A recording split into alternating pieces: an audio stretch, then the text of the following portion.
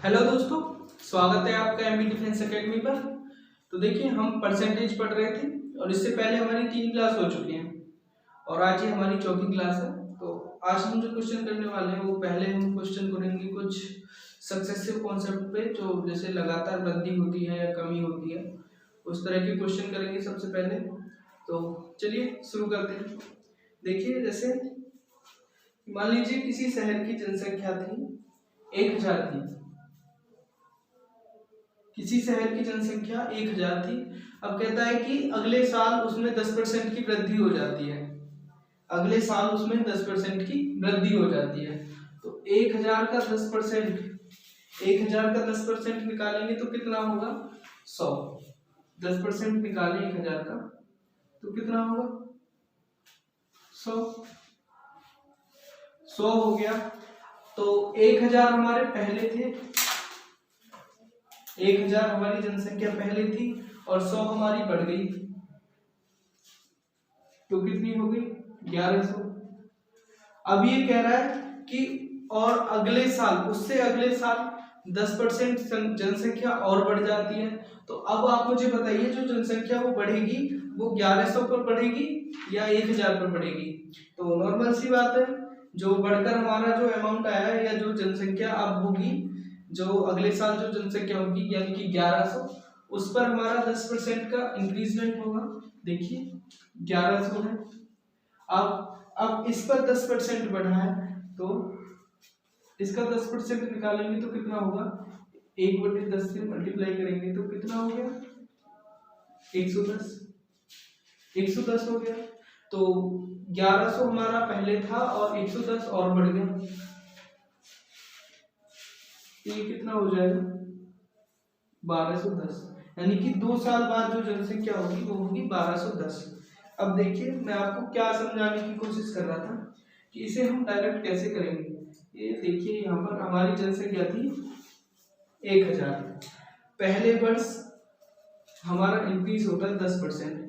अब आप बताइए, 10% की फ्रैक्शन वैल्यू होती है हमारी 1/10, 1/10 होती है। तो 10% की हमें वृद्धि हो रही है, 10% की वृद्धि हो रही है, यानी कि 10 पर 1 की वृद्धि हो रही है। 10 से कितना हो रहा है? 11 हो रहा है। तो हम करें 10 से कितना हो रहा है? 11। ठीक है। अब ये कह रहा है पहले वर्ष हमारी 10% की वृद्धि हुई और अगले वर्ष फिर से 10% की वृद्धि हुई, तो फिर कितना हुआ?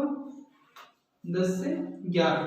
अब इसे हम सॉल्व करें तो ये 2 जीरो से 2 जीरो कैंसिल हो जाएंगे और 11 से 11 121 और 10 1210। तो कितना हुआ हमारा? 1210। अब देखते, चलिए क्वेश्चन देखते हैं।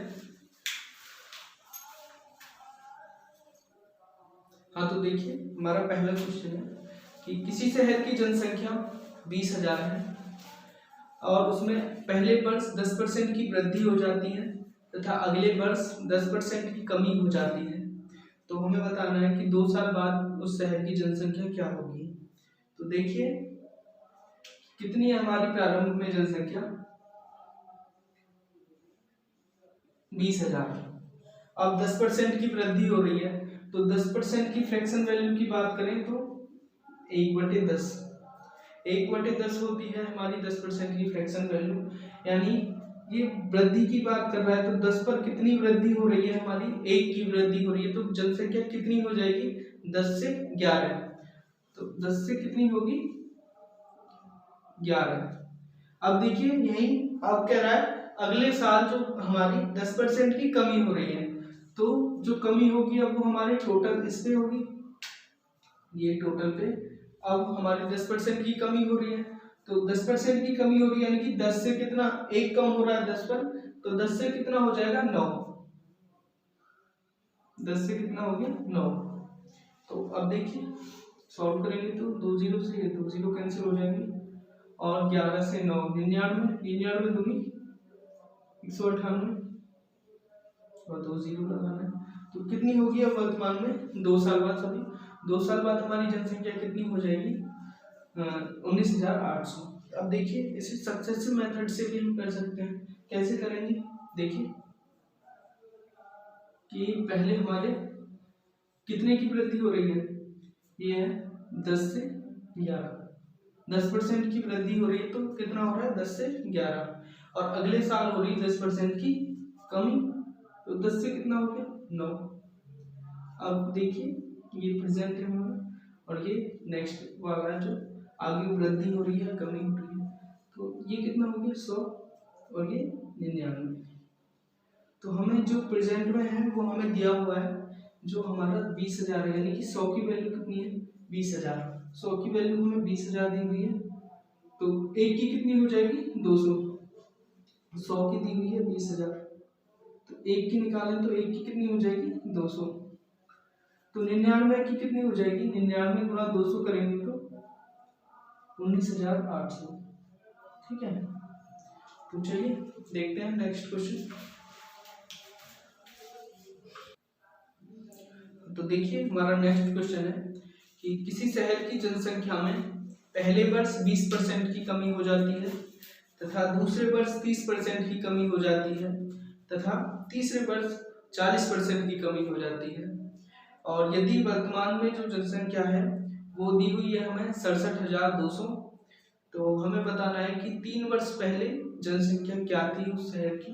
तो देखिए मान लीजिए कि जो पहले 3 वर्ष पहले जो जनसंख्या थी वो थी हमारी x, ठीक है, कि 3 साल पहले जो हमारी जनसंख्या थी वो थी x। अब ये कह रहा है कि पहले वर्ष 20% की कमी हो जाती है, तो 20% की फ्रैक्शन वैल्यू क्या होती है बताइए, 20% की फ्रैक्शन वैल्यू क्या होती है 1/5, ठीक है। अब 20% की फ्रैक्शन वैल्यू होती है हमारी 1/5। अब ये कह रहा है 20% की कमी हुई, तो यानी कि 5 पर 1 की कमी हुई, तो कितनी बची 5 पर जब 1 की कमी होगी तो कितना बची 4, 5 से कितना बची 4। अब कह रहा है कि अगले वर्ष 30% की कमी हो जाती है, तो 30% की फ्रैक्शन वैल्यू निकालें तो कितनी होगी 3/10, तो बताइए कितना हो जाएगा, 10 से कितनी कमी हो रही है 10 पर 3 की, 10 पर हमारी 3 की कमी हो रही है, तो अब कितनी बचेगी 7 बचेगी, 7/10, 2 वर्ष बाद 7/10। अब कह रहा है कि अगले साल तीसरे वर्ष जो है वो 40% की और कमी होती है, तो जब 20% की फ्रैक्शन वैल्यू 1/5 है तो 40 की कितनी होती है हमारी 2/5 होगी या नहीं, ठीक है। अब 40% का हो गया हमारा 2/5, तो कितने की कमी हुई हमारी 2 की कमी हुई, कितने पर 5 पर, 5 पर 2 की कमी हो गई, तो कितना बचा 3/5 बचा।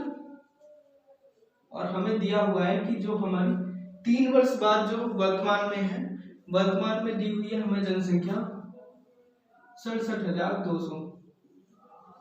अब देखिए ये हमें दी हुई है 67,200। अब इसको सॉल्व करें तो 7 से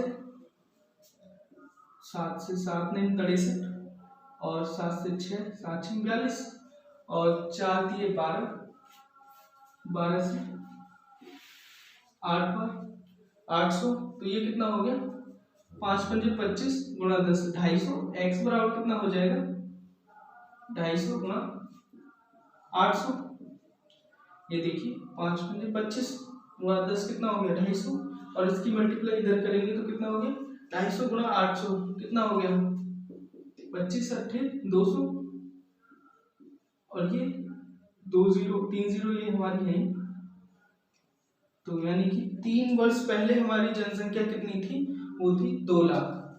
तो चलिए नेक्स्ट देखते हैं। देखिए नेक्स्ट क्वेश्चन है हमारा कि 80 किलोग्राम कॉपर तथा जिंक का मिश्रण है जिसमें 90% कॉपर है, इसमें कुछ मात्रा में जिंक और मिला दिया जाता है तो नए मिश्रण में कॉपर का परसेंट 60% हो जाता है, तो हमें बताना है कि कॉपर जिंक की कितनी मात्रा मिश्रण में मिलाई गई। तो आप मुझे सबसे पहले एक बात बताइए कि जो हमारा कॉपर है उसकी मात्रा पहले मिश्रण में और दूसरे मिश्रण में सेम होगी या नहीं।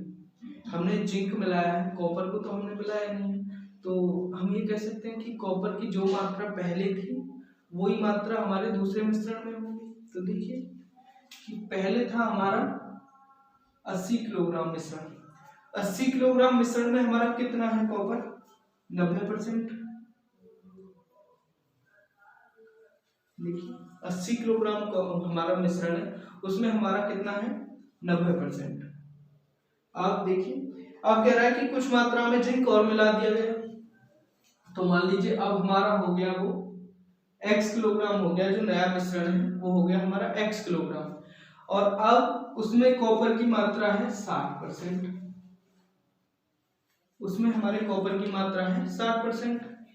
तो आप बताइए, सॉल्व करेंगे तो 100 से 100 कट गया, 0 से 0 काट देंगे, 3 से 2 बार और 3 से 3, 2 से काट देंगे तो ये 40। तो x की वैल्यू कितनी हो जाएगी हमारी?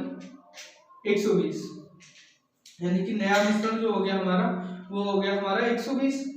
और पहले कितना था हमारा? आरंभ में मिश्रण की मात्रा कितनी थी? आरंभ में था हमारा 80 किलोग्राम। तो 80 किलोग्राम घटाएंगे तो कितना था हमारा, यानी कि कितने किलोग्राम जिंक मिलाया गया? 40 किलोग्राम। हमने कितना जिंक मिलाया? 40 किलोग्राम। तो अब देखिए, एक मैं आपको तरीका और बताता हूँ इन क्वेश्चंस को करने का। कि देखिए ये था हमारा कि कॉपर है और जिंक है, ठीक है, कॉपर है और हमारा जिंक है। ये कह रहा है कि 90% हमारा कॉपर है, कि 100 में से 90% कॉपर है, यानी कि 10 में से 9 भाग हमारा कॉपर है और 1 भाग हमारा जिंक है, ठीक है। 10 में से 9 भाग हमारा कॉपर है और 1 भाग हमारा जिंक है। अब ये कह रहा है बाद में जो है हमारा नए मिश्रण में जिंक मिलाने के बाद नए मिश्रण में हमारे में 60% हो जाता है कॉपर, यानी कि 60% की बात करें तो फ्रैक्शन वैल्यू 3/5, ठीक है। 60% यानी कि 3/5 हो गया। अब देखिए, तो हमारा 60% यानी कॉपर कितना है? 3, 5, टोटल हमारा मिश्रण है 5, तो जिसमें से कॉपर हो गया हमारा 3, तो जिंक कितना बचा हमारा? 2। जिंक 2 बचा या नहीं? अब आप मुझे एक बात बताइए कि हमने जिंक मिलाया है, मिश्रण में हमने जिंक को ऐड किया है, तो हमारे जो कॉपर की वैल्यू है वो हमारी सेम होनी चाहिए या नहीं? कॉपर की मात्रा तो हमारी सेम होगी, तो कॉपर को हम सेम करेंगे तो 3 से मल्टीप्लाई करना पड़ेगा हमें। यहाँ हमारा कॉपर 9 है तो यहाँ पर भी 9 होना चाहिए, तो कितना हो जाएगा ये? 9:6, ठीक है। अब 9:6 हो गया, तो हमें जो दिया हुआ है, हमें दिया हुआ है मिश्रण की आरंभिक मात्रा जो हमारी 10 के बराबर है, तो 10 की वैल्यू कितनी दी हुई है हमें? 80। और हम कितना ऐड कर रहे हैं? देखिए कितना ऐड किया है हमने, 1 से कितना हो गया? 6, तो हमने कितना ऐड किया? 5। 1 की निकालेंगे तो 1 की कितनी है? 8, तो 5 की कितनी हो जाएगी? 5 की हो जाएगी हमारी 40 किलोग्राम। तो हमने कितना ऐड किया है? कितने किलोग्राम जिंक ऐड किया हमने? 40 किलोग्राम। तो चलिए नेक्स्ट क्वेश्चन देखते हैं। देखिए भाई, नेक्स्ट क्वेश्चन है हमारा कि 150 किलोग्राम जिंक तथा कॉपर का एक मिश्रण है जिसमें 20% जिंक की मात्रा है हमारी 20%। अब इसमें कुछ मात्रा और मिला दी जाती है जिंक की, जिससे नए मिश्रण में जिंक का जो परसेंट हो जाता है वो 40% हो जाता है। तो हमें बताना है कि इसमें जिंक की कितनी मात्रा मिलाएगी। तो देखिए आपको एक बात बता दूं कि हमें जो हम मिला रहे हैं उससे हमें मतलब नहीं होना चाहिए। हमें जो मतलब है कि हमारे जो इक्वल है, जो पहले भी मिश्रण में बराबर थी और इस मिश्रण में भी बराबर रहेगी, यानी कि जो हम नहीं मिला रहे हैं तो हमें उसके परसेंट पे ध्यान देना है। तो इसमें जो हमें जिंक ही मिला रहे हैं और हमें जिंक का परसेंट दिया हुआ है, तो हमें निकालना किसका है? कॉपर का। कॉपर हमारा सेम है, तो कॉपर देखिए कॉपर हमारा सेम है, यानी कि 150 किलोग्राम हमारा मिश्रण है, 150 किलोग्राम हमारा मिश्रण है। अब ये कह रहा है इसमें 20% जिंक है और जिंक ही हमारा ऐड कर रहे हैं, तो यानी कि हमारा जो कॉपर है वो हमारा कांस्टेंट है। पहले मिश्रण में और दूसरे मिश्रण में कॉपर की मात्रा समान है, तो 20% हमारा जिंक दिया हुआ है, तो कॉपर कितना होगा हमारा? 80%। 80% होगा। अब जो ऐड करने के बाद जो मिश्रण बनेगा, मान लीजिए वो x है टोटल उसकी मात्रा। अब ये कह रहा है कि उसमें हमारा 40% जिंक है, 40% जिंक है, तो बताइए कॉपर कितना होगा हमारा? 60% होगा। 60% हमारा कॉपर हो गया। अब सॉल्व करेंगे तो 2 से काटें तो 3, 2 से 4 और 3 से, ये कितना हो गया हमारा? x की वैल्यू होगी हमारी 200 किलोग्राम। देखिए x की वैल्यू हमारी होगी 200 किलोग्राम, यानी कि हमारा जो नया मिश्रण आया वो आया हमारा 200 किलोग्राम। और अब हम बात करें कि कितनी मात्रा हमने ऐड की, तो इसमें से हमें आरंभिक मिश्रण हमें कम करना, घटाना है। तो घटाने के बाद जो हमारा वैल्यू आई, यानी कि 50 किलोग्राम जिंक हमने ऐड किया। कितना ऐड किया हमने? Zinc 50 kilogram. तो देखिए, चलो आगे चलते हैं। नेक्स्ट क्वेश्चन क्या है हमारा? देखिए नेक्स्ट क्वेश्चन है हमारा कि हमारे पास कॉपर और जिंक का एक मिश्रण है जिसमें 80% हमारा कॉपर है। अब कह रहा है यदि इसमें 40 किलोग्राम जिंक और मिला दिया जाए तो कॉपर की मात्रा 60% हो जाती है। तो हमें तो हमें मिश्रण की आरंभिक मात्रा बतानी है। तो देखिए हमने इसमें जिंक ऐड किया है, तो हमारी जो कॉपर की मात्रा है वो दोनों मिश्रण में समान होगी। तो मान लीजिए जो हमारी आरंभिक मात्रा है मिश्रण की वो x है। हमारे पास मिश्रण की आरंभिक मात्रा x है। अब ये कह रहा है इसमें हमारा कॉपर कितना है? 80% कॉपर है। जिंक हमने ऐड किया है, देखिए जिंक ऐड किया तो कॉपर की मात्रा दोनों मिश्रण में समान रहेगी हमारी। तो कितनी है? 80% हमारे पास कॉपर की मात्रा है आरंभिक मिश्रण में। अब कह रहा है कि ये 40 किलोग्राम जिंक और हमने ऐड कर दिया मिश्रण में। 40 किलोग्राम हमने ऐड किया है। 40 किलोग्राम ऐड करने के बाद अब इसमें हमारी जो कॉपर की मात्रा हो जाती है वो हो जाती है 60%। ठीक है, हमारे पास होगी 60% हो गई। अब सॉल्व कर लेते हैं। ये 20 से काटेंगे 3, ये 4, तो हमारा 4x बराबर कितना हो गया? 3x plus 120। अब 3x को इधर लेकर जाएंगे तो 4x में से 3x घटाएंगे तो x की वैल्यू होगी हमारी 120 किलोग्राम। तो मिश्रण की जो आरंभिक मात्रा थी वो हमारी कितनी थी? 120 किलोग्राम। तो चलिए नेक्स्ट क्वेश्चन देखते हैं। देखिए नेक्स्ट क्वेश्चन है हमारा कि एक तरबूज का वजन 20 किलोग्राम है जिसमें 90% पानी है। अब ये कह रहा है कि 4 दिन बाद कुछ पानी का वाष्पीकरण हो जाता है और अब उसमें 60% पानी रह जाता है। तो बताना है कि कितने किलोग्राम पानी का वाष्पीकरण हुआ। तो आप मुझे एक बात बताइए कि जो तरबूज होता है उसमें 2 चीज होती है हमारा, कि पानी होगा एक तो, और एक होगा पल्प यानी कि वाटर और पल्प। तो जो हमारा पानी है, पानी हमारा वाष्पीकृत हो सकता है, लेकिन जो पल्प होता है वो हमारा सेम रहेगा या नहीं? बताइए। जो पल्प रहेगा वो हमारा सेम रहेगा, चाहे वो ताजा फल रहे या सूखा रहे, तो पल्प की मात्रा हमारी सेम रहती है।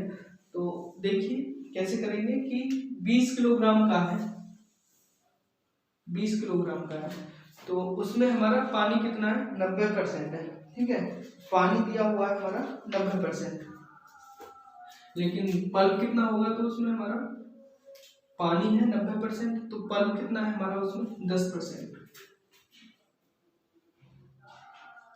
ठीक है, अब आगे जो है दिया है हमें कि कुछ पानी जो हमारा वाष्पीकृत हो गया, ठीक है, कुछ पानी हमारा उड़ गया, तो कितना बचा जो हमें पता नहीं। आगे नेक्स्ट में हमारा जो है वो है पल्प कितना हो जाता है? 40। 60 है तो पानी, तो पल्प कितना हो गया? 40। ठीक है, तो सॉल्व करेंगे तो पहले ये 20 से काटेंगे 2 और 2 से 5। ठीक है, x की वैल्यू कितनी होगी हमारी? 5। x की वैल्यू होगी हमारी 5 किलोग्राम। तो यानी कि पहले जो था तरबूज का वजन वो था 20 किलोग्राम और वाष्पीकृत होने के बाद कितना हो गया? 5 किलोग्राम। ठीक है, 5 किलोग्राम हो गया, तो कितना उड़ गया हमारा पानी? कितना वाष्पीकृत हो गया? यानी कि 20 था आरंभ में और अब बचा 5, तो कितना हमारा वाष्पीकृत हो गया? 15 किलोग्राम, यानी कि 15 किलोग्राम पानी हमारा वाष्पीकृत हो गया यानी कि उड़ गया। तो चलिए देखते हैं नेक्स्ट क्वेश्चन। देखिए नेक्स्ट है हमारा कि ताजा फलों में 80% पानी है तथा सूखे फलों में 20% पानी है।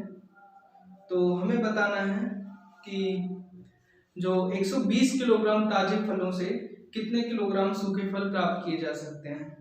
तो देखिए वही कॉन्सेप्ट हमारा कि जो हमारा पल्प है वो हमारा कांस्टेंट रहेगा, नियत रहेगा।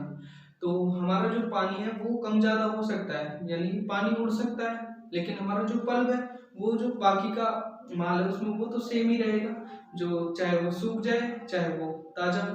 तो देखिए कि कह रहा है कि ये 120 किलोग्राम हमारे पास ताजे फल है, 120 किलोग्राम ताजे फल है, इसमें हमारे 80% पानी है।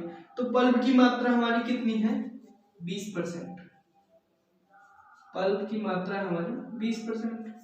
अब कह रहा है कि इससे हमें कितने किलोग्राम सूखे फल, जिसमें सूखे फल मान लीजिए x किलोग्राम मिलते हैं और उसमें कह रहा है कि 20% पानी है, तो पल्प कितना होगा हमारा? 80%। 80% हमारा पल्प होगा। ये 100 से 100 कैंसिल, 20 से 4, अब 4 से काटेंगे तो 30, यानी कि x कितना हो गया? 30 किलो, यानी कि 120 किलोग्राम ताजे फलों से हम 30 किलोग्राम सूखे फल प्राप्त कर सकते हैं। तो चलिए नेक्स्ट क्वेश्चन देखते हैं। देखिए ये हमारा इस वीडियो का लास्ट क्वेश्चन है। तो देखिए क्या है कि हमारे पास 5 लीटर नमक तथा पानी का घोल है, नमक तथा पानी का घोल है जिसमें 40% नमक है, इसमें 3 लीटर पानी और मिला दिया जाता है। तो हमें बताना है कि जो हमारे पास नया घोल है उसमें नमक का परसेंट कितना है। तो देखिए एक बात बताइए आप मुझे कि जो हमारा नमक है, नमक में और पानी के घोल में जो नमक है वो हमारा कांस्टेंट रहेगा या नहीं?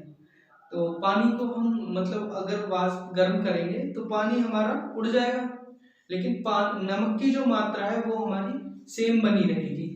तो आप मुझे एक बात बताइए कि पहले ये है हमारे पास, मान लीजिए 100 किलोग्राम घोल है हमारे पास, इसमें 20 किलोग्राम हमारे पास नमक है, मान लीजिए 20 किलोग्राम नमक है हमारे पास, 100 में 20 किलोग्राम नमक है, तो हमारे पास कितने परसेंट नमक है? 100 में 20 किलोग्राम, सॉरी 100 किलोग्राम घोल में 20 किलोग्राम हमारे पास नमक है, तो कितना परसेंट है? अगर परसेंट निकालें तो 100 से मल्टीप्लाई करेंगे, यानी कि कितना है हमारे पास? 20%। 20% है।